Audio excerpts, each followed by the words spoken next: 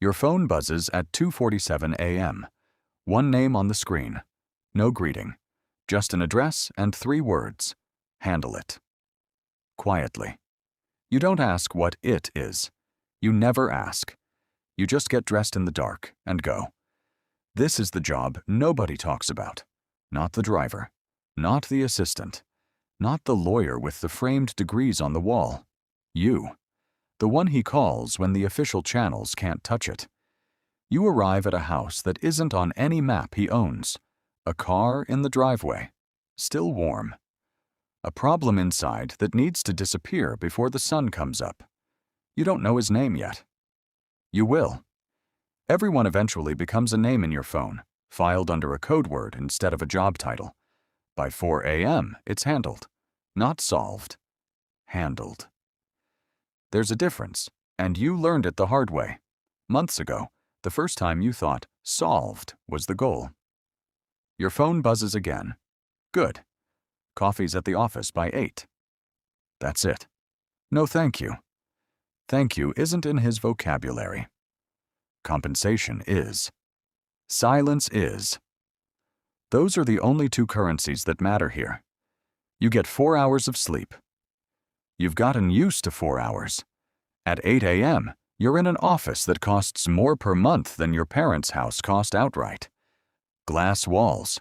A view of a city he owns pieces of, though nobody would guess it from the skyline. He doesn't look up when you walk in. He never looks up first. Looking up first means he needs something from you, and he never wants you to think that. The merger, he says.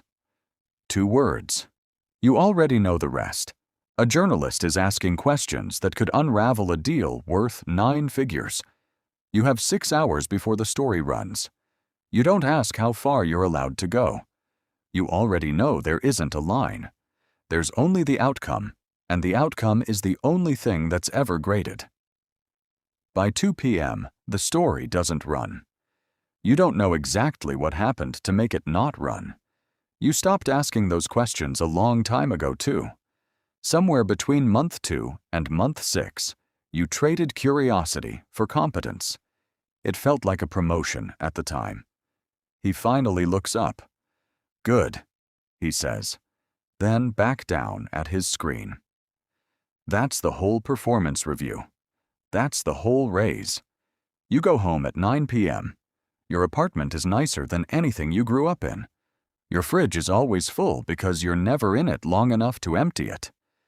You sit on the edge of a bed that costs more than your first car, and you stare at the ceiling and try to remember the last time you did something during daylight hours that wasn't for him. You can't remember. Your phone buzzes. Not him this time. Your sister. Are you coming to the wedding? You stare at the message for a long time. You type, of course. You don't know if it's true yet.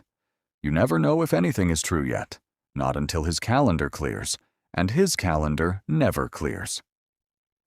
6 months in, you stop flinching when the phone buzzes at midnight. Your body adjusts before your mind does. That's the part nobody warns you about. The dread doesn't go away. It just stops feeling like dread and starts feeling like routine. A year in, you get your own fixer. Someone younger, hungrier, doing at 25 what you did at 25. You watch him flinch at 2 a.m. the way you used to. You almost tell him it gets easier. You stop yourself because it doesn't get easier. It just gets quieter. The panic moves somewhere you can't hear it anymore. 18 months in, there's a night that changes something. A call comes in different from the others. Not a leak, not a merger. A person. Someone who trusted him and got burned for it, the way people always eventually do. He wants it handled the way everything gets handled. You sit in your car outside for 11 minutes before you go in. 11 minutes is the longest you've ever hesitated. You go in anyway. You always go in anyway. That's the job. That's what yes meant the day you signed on, even if nobody said it out loud. You handle it. Driving home, you pass a diner, lit up yellow against the dark, a waitress refilling coffee for a trucker at 3 a.m. You watch it for 4 full seconds at a red light. You don't know why it stops you.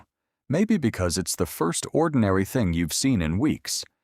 Maybe because some part of you remembers being someone who could have sat in that booth. 2 years in, the money stops feeling like the point. You have more of it than you know what to do with, sitting untouched in an account with a balance you don't check anymore, the way you used to not check anything else. It sits there like evidence.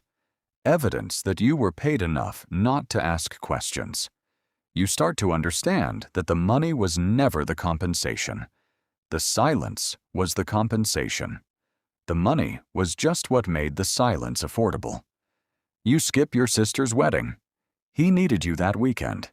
You tell yourself you'll make it up to her. You've told yourself that about 11 other things this year. 3 years in, a new fixer starts.